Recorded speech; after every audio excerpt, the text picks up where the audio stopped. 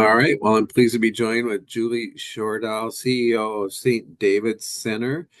St. David's is a regional leader in child and family development, offering therapeutic, educational, and support services, including mental health and pediatric therapies, autism treatment, home visiting, and an inclusive preschool school and disability services.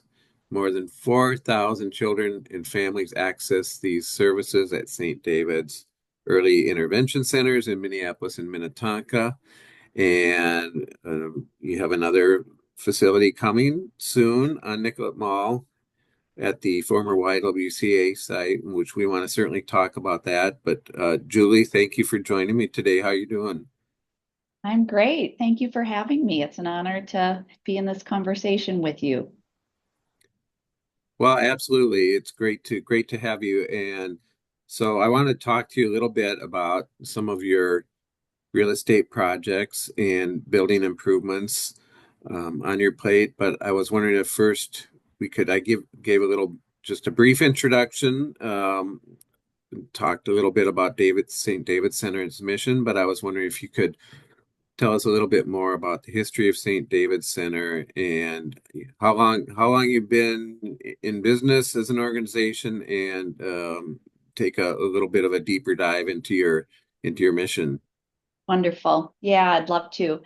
Yeah, so St. David's Center started, our name comes from our early start. We started in a as a sleepy little preschool in the basement of an Episcopal church, St. David's Church in Minnetonka. And they simply wanted to use their space to serve the community back, so 60 years ago, 60 plus years ago, back in the early 60s. And there weren't early childhood education centers all over the community. And there certainly weren't early intervention centers for kids with special needs. I think as a community, we're just getting our minds around what does that look like? What does it look like to serve kids with complex development? And so the church, starting this preschool very early, they did two important things. One, they released the organization. They started it, and then they said, you're going to be a stronger organization if we release you from the church and you become your own nonprofit. So very early, we became our own nonprofit, but just had gratitude and partnership with them through the years, used their church basement for many years, and then eventually really grew in, so sort of a second thing they did is it helped us invest in thinking about what does early intervention look like for kids, for families who have kids with special needs. And so we became early in the late 60s and early 70s, we became a developmental achievement center for kids with special needs in partnership with Hennepin County. So who we are today really grew out of some early decisions about who we would be for families, that we'd come alongside families as a partner on their path as they were figuring out parenting kids who for whom development wasn't on a straight path. And so, over those years, we've grown in partnership with surrounding school districts and Hennepin County and other nonprofits. And out of that, kind of 60 years of growth, we've emerged into, as you named, a regional leader in child and family development, still providing early education, but providing a whole range also of social services, support services out in the community, and therapeutic and mental health services for children who are really struggling developmentally. So today we serve a primary population of kids 0 to 8. So we've really stayed in that area of investing early. And I'll just do a little correction on numbers. We talk about our numbers two different ways. We talk about what the 4,000 is about the number of kids that we serve through early intervention, but we actually serve 6,500 children, parents, and adults with special needs in our whole range of services. So today that work is done in a variety of ways. We provide our work at our site in Minnetonka. So we have a large 65,000 square foot building in Minnetonka. We have a smaller clinic in Westminster Presbyterian Church. We lease space from the church. They just have been a generous partner for us for the last 6 years for space there. And then we provide services in located partner locations. So school districts, Hopkins and Osseo school districts, and in family homes. So about 1,400 family homes where our staff go and provide in-home support. So just this beautiful range of services supporting families who have children with complex development.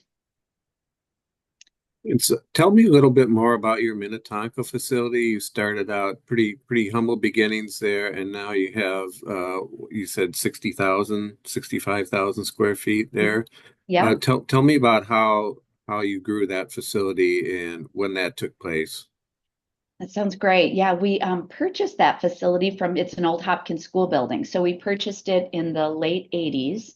My predecessors did. And the board and the executive director at the time could see we were renting space in this Hopkins school building that wasn't being used for a school building. It was being used as a community center, and it's right across the street from the church that we were started in. So Burwell School Building was the name of it at the time. Purchased it in the late 80s and then did some light renovation, taking old classrooms and old elementary school classrooms and turning them into preschool classrooms and some early intervention space. And, between the late 80s and the 2000s, we really grew our therapeutic services quite a bit.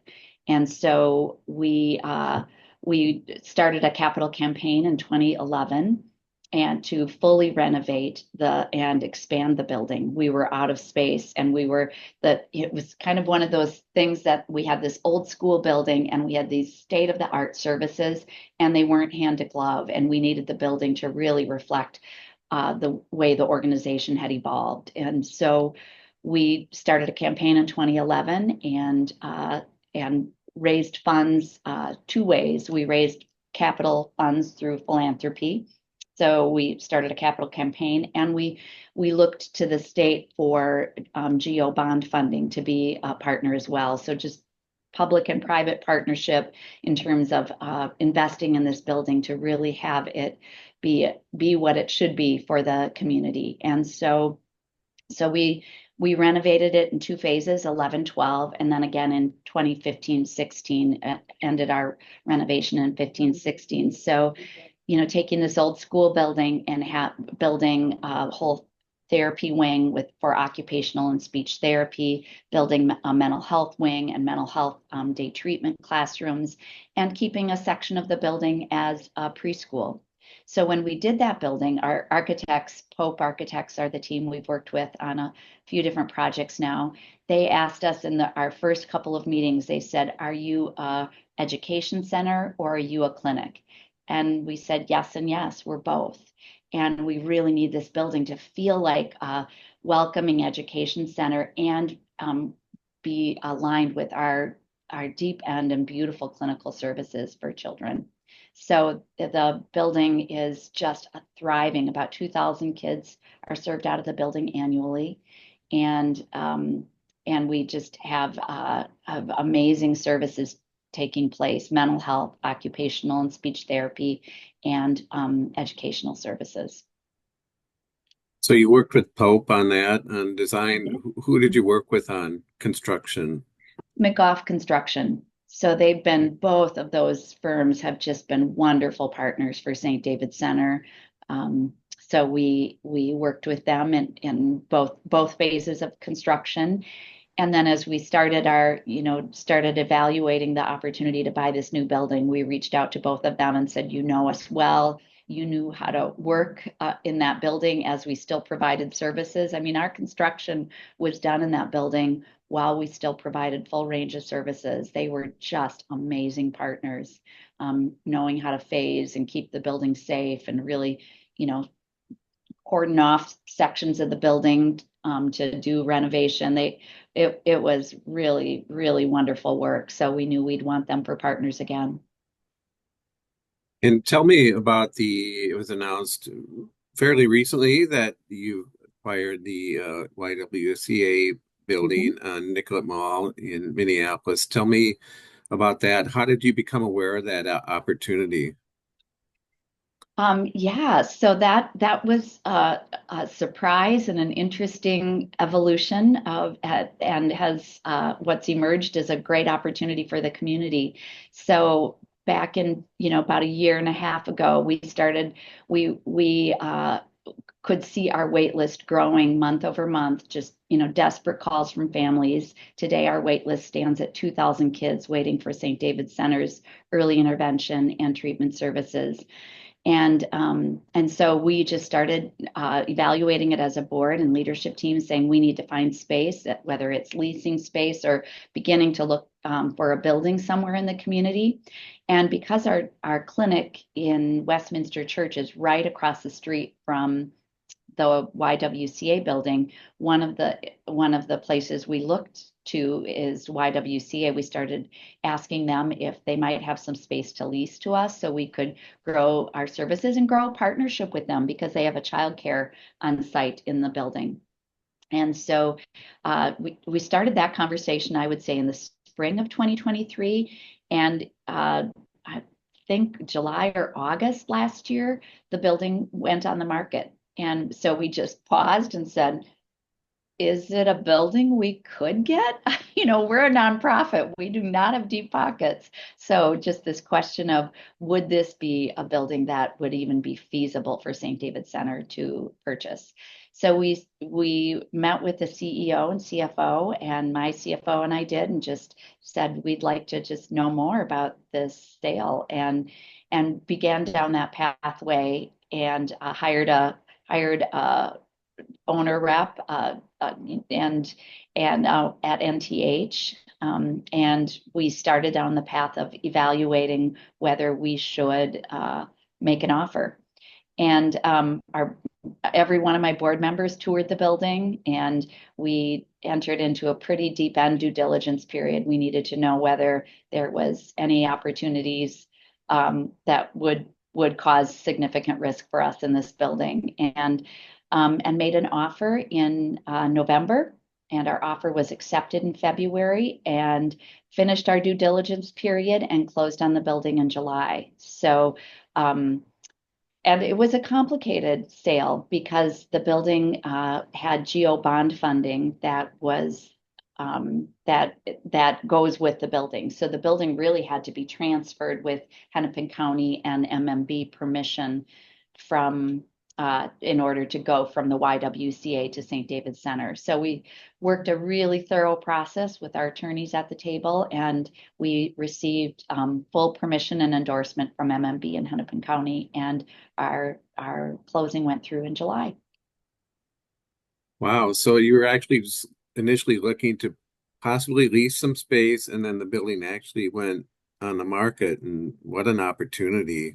It was just serendipitous. It really is. Yeah, I held hands with my CFO for days on end to make sure that we were making the wisest decision. And she kept saying, it's not a dumb idea, Julie. I think we should keep considering it. A lot of sleepless nights to be taking on this size of a building in downtown Minneapolis, really did some serious consideration.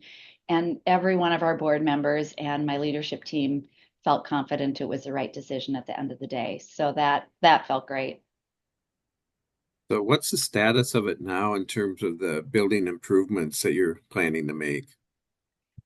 Yeah, so the lovely thing about the building, one of the gifts to us, is that the second floor has a really nice office suite and the YWCA childcare space. The office suite and the YWCA childcare space on the second floor were renovated in 2016. So we saw two opportunities in that. One, to keep the YWCA's childcare on site and lease space back to them. And so that we could be, instead of us providing early education and childcare, they could continue to provide that care. And then our developmental and mental health services could come alongside them in the building. So that childcare we've entered into a lease with the Y, and that childcare is still functioning and thriving, and we're very supportive of them remaining a leader in that in the community. And then the office space, I think about 10,000 square feet of office space, was just really ready for move-in. And in order to create more treatment space at our Minnetonka location and thereby already, getting through some of our wait list, we decided to move our administrative headquarters downtown. So, we're excited both to be part of the revitalization of downtown Minneapolis by having a team of 80 people coming and going out of this building pretty much right away.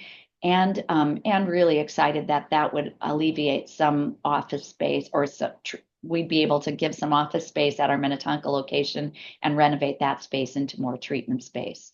So we have about 80 people, and not all of those team members are administration. We have a lot of community serving staff, home visitors, and case managers that were housed out of kind of makeshift offices.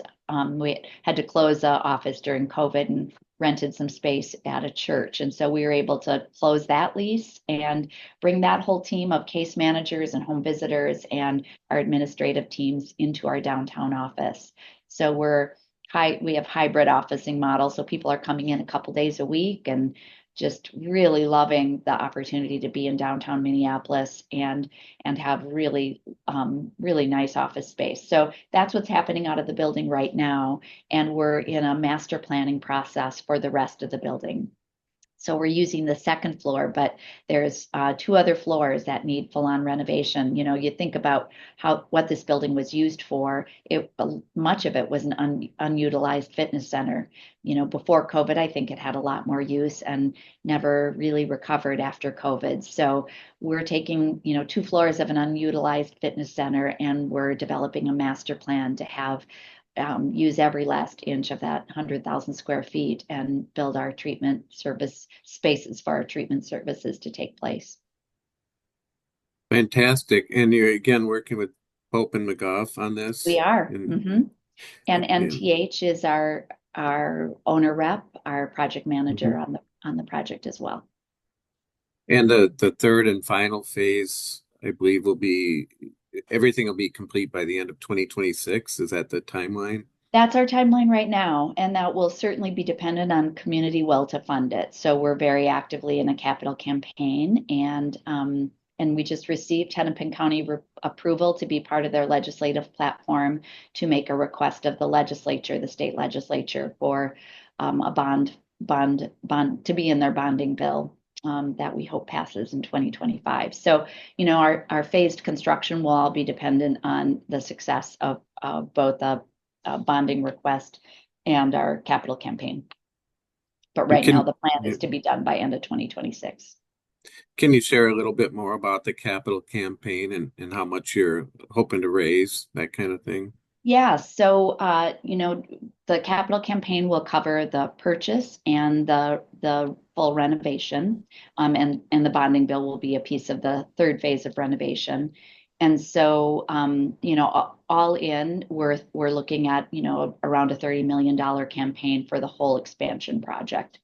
And Mhm. and so we'll have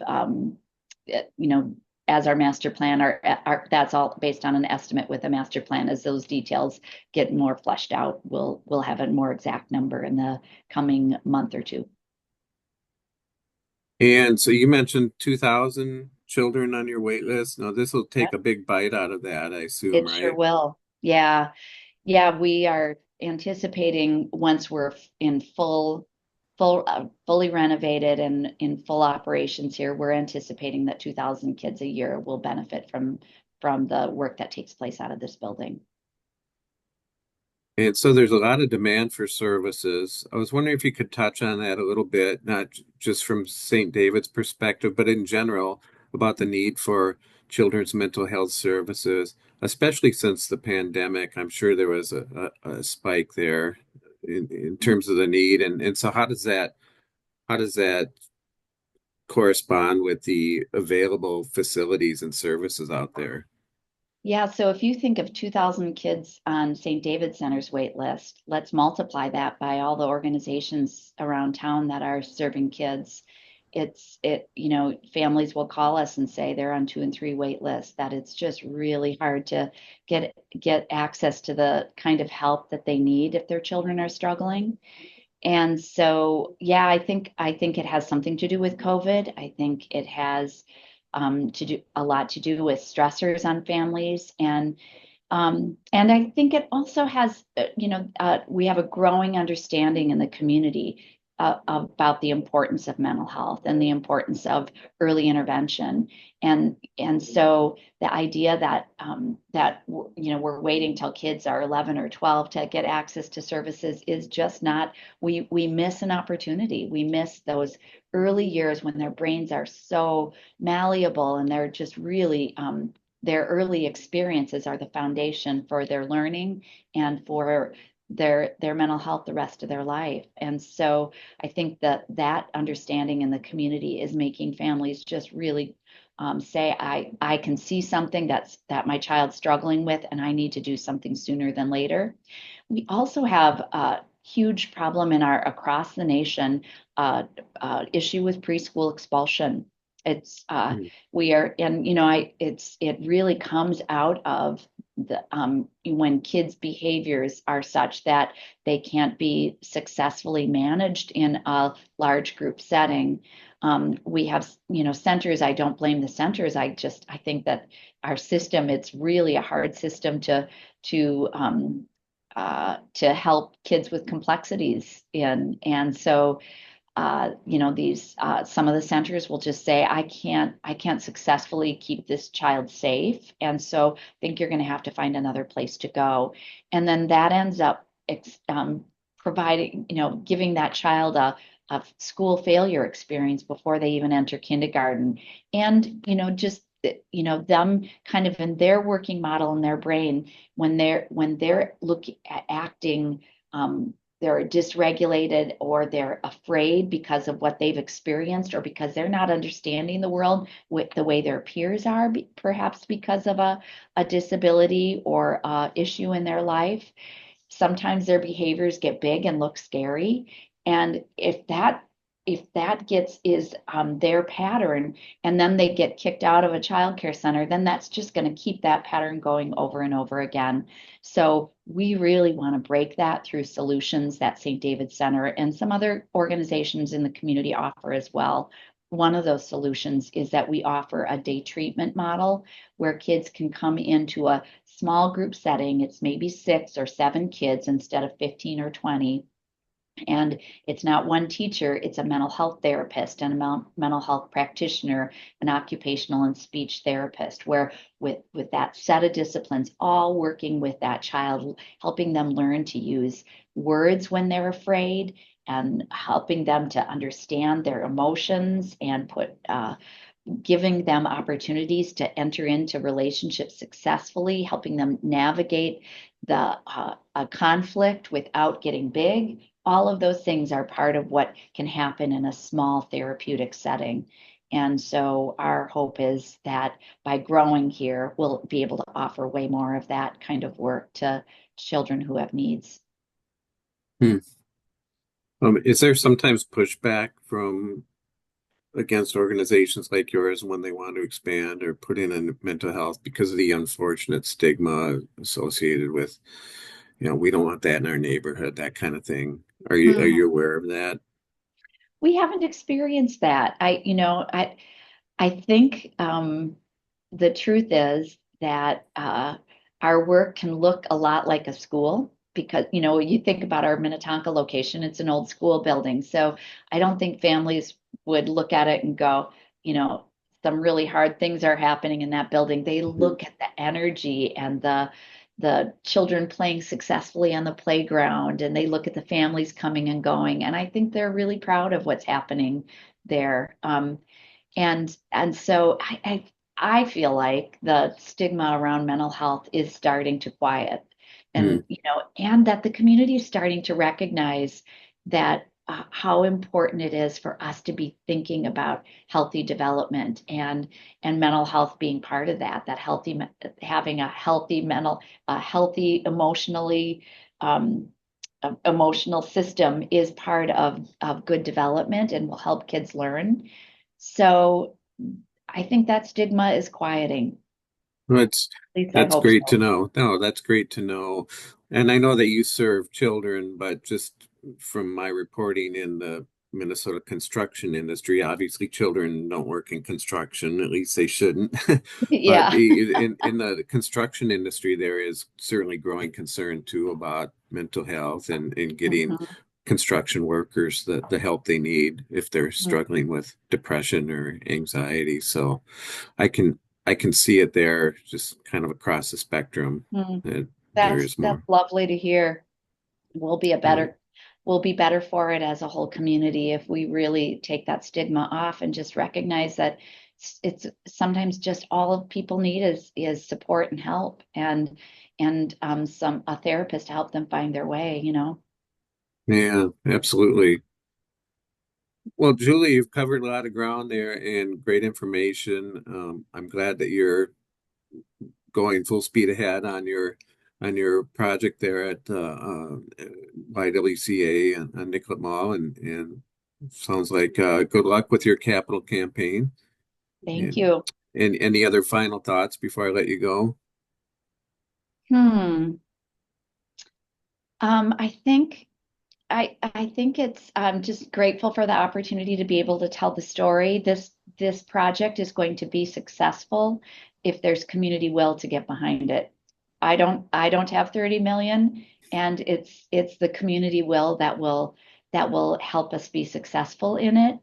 And you know, St. David Center also we raise $3 million a year to support our operations. We're in a business that much of our reimbursement comes through Medicaid, and Medicaid doesn't cover the cost of what it takes to provide the service. We covers about 70 to 75% of our costs. So we very actively fundraise from the community to stay in this work.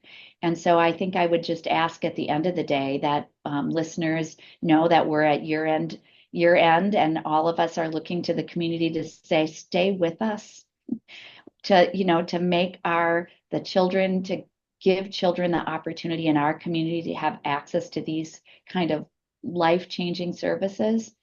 We need the support of lots of generous donors, both in our general operating at year end here and in our campaign as we go forward. So we'd Great. love to have donors join us at the end of the year here. And if people want to know more and perhaps even donate, where should they go? Just go to your website or Absolutely. There's a donate button on our website, and we'd welcome the community to join us. and that is what is the website? It's Google St. David Center Yeah, and it'll www.stdavidcenter.org. perfect. Yeah. All right. Well, thanks again for your time, Julie. Let's stay in touch and hopefully we'll talk more later about your hopefully a successful campaign and just keep in touch. Thanks, Brian. Appreciate the opportunity to talk with you today. Thank you. Have a good day. You too. Bye bye. Bye.